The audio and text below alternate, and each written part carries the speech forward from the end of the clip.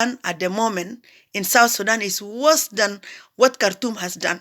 So if South Sudan deserves an independence and deserves a separation from Khartoum, what about now? Then some of us in Equatoria, we say we can deserve an automatic independence, automatic separation. We don't need even a referendum. Because whatever you have done, Khartoum has never done that to South Sudan. So how about that? This is beyond the expectation. And I personally don't imagine this is the level South Sudan should have gone to. You have the power to reverse it. Mr. President Salva Kiir, confess to the people of South Sudan, apologize to them, and step down. They may forgive you. But you don't do that. You have to know you leave this world one day without being forgiven, with all the damage you have done, and nobody will forgive you, and nobody will like to remember you.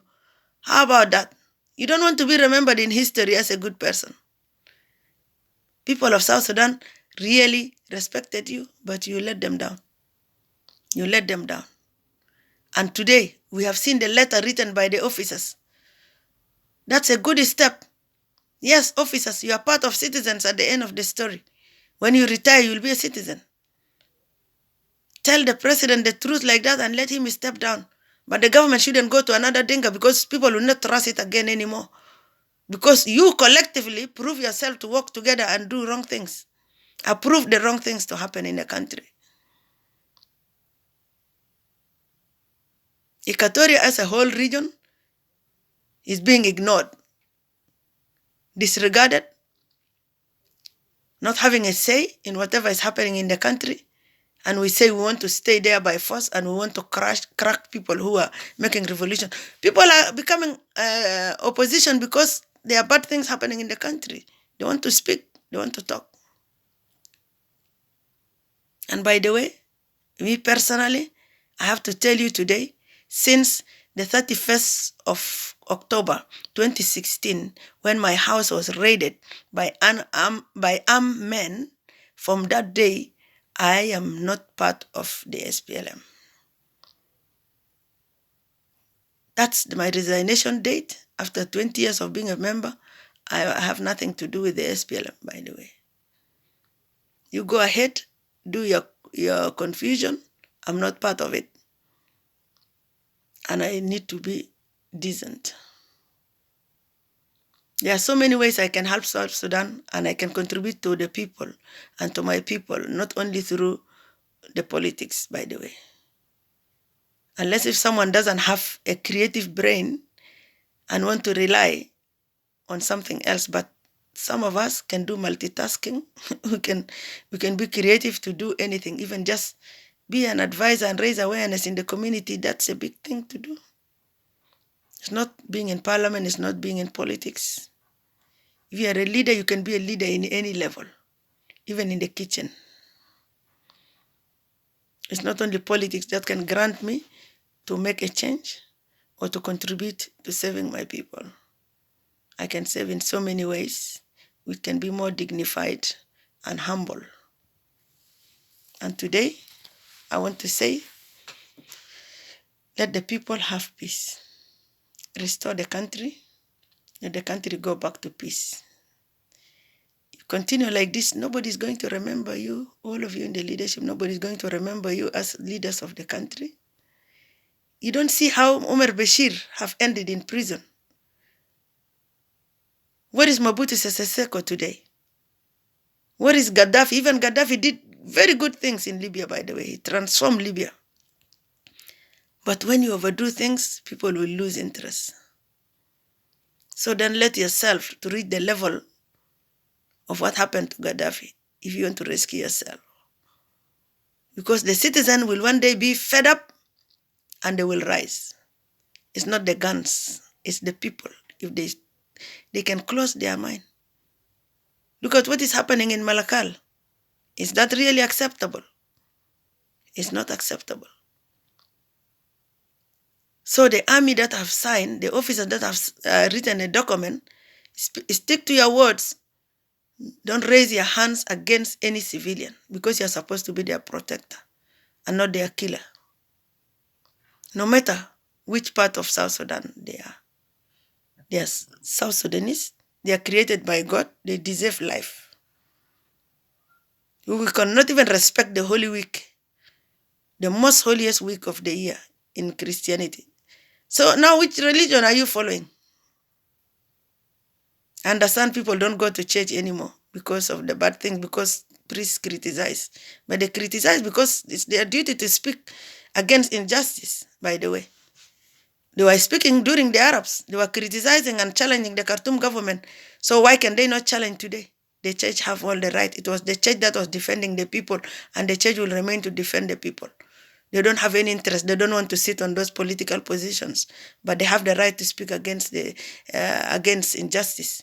They have the right to speak the truth, pure truth, nothing but the truth, and the truth will set us free. The truth will set us free. The truth will set us free. Let's fear God. Let's respect the people of South Sudan. Let's respect their right to life. Let's respect their life to live in a dignified life and manner. And let's respect their basic right to food, to shelter, to life, to health, and to education. The international community, I'm telling you that the government need to be totally changed, removed, and a new government need to be installed. And I want to also answer what Dr. Peter Biar said, that we need to go for election, and Museveni said we need to go for election. No. And Museveni is not knowing the nitty-gritties of what is happening in South Sudan. He doesn't know the inner things. He is not the final say to decide whether South Sudan can go for election.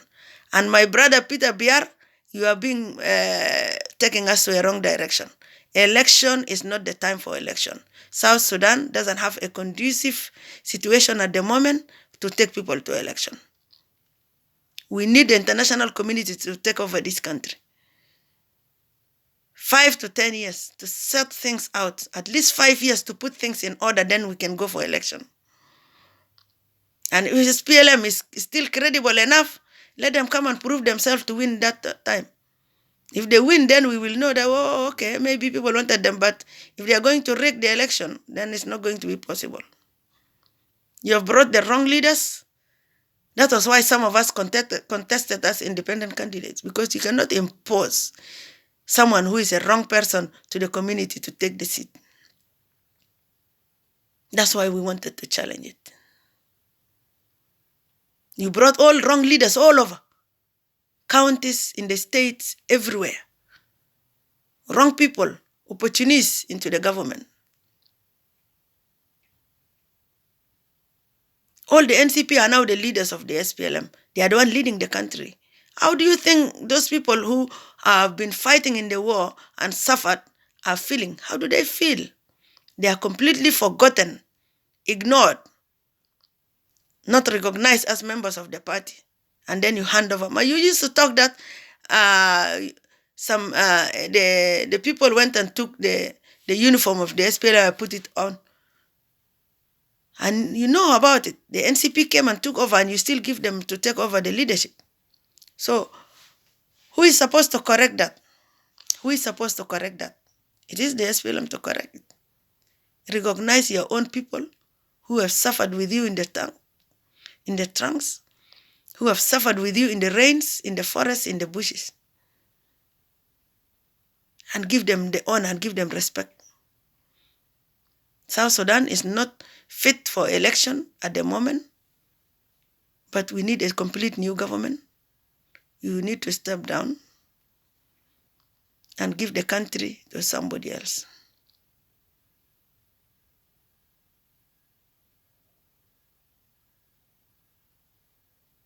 Enough is enough.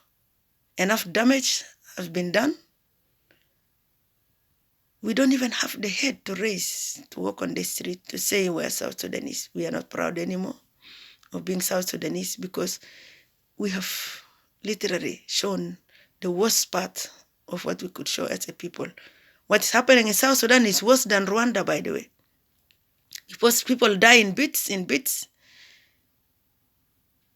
But the situation is worse than Rwanda. Rwanda was a one blow and it stopped and they went straight And now they are one of the best countries in Africa. What are you learning from Rwanda? Nothing. Nothing. Why should the people be butchered? Why people are being butchered? Dying every day. People are not safe. People don't travel. And we claim we are in a leadership. That's a shame. That's a shame.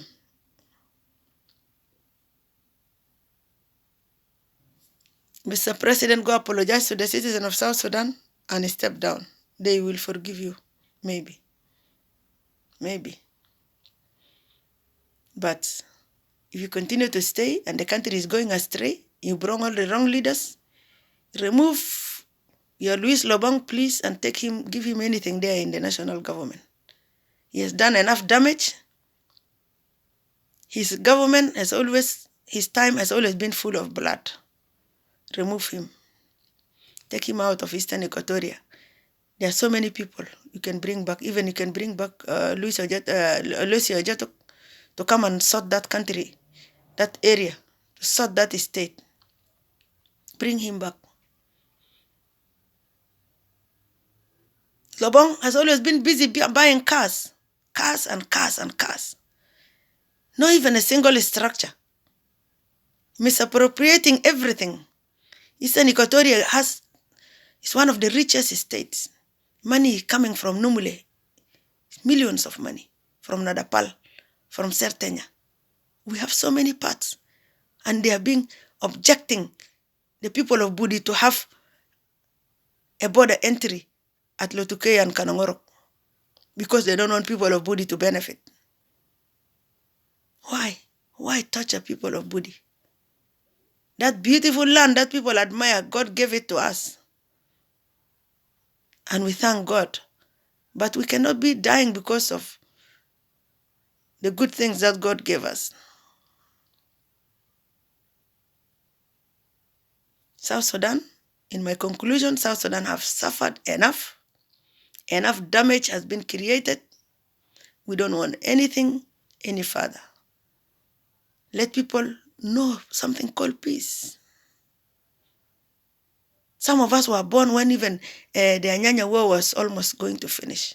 And we also can age just in refugees, in diaspora. Why? What have the people done to deserve this?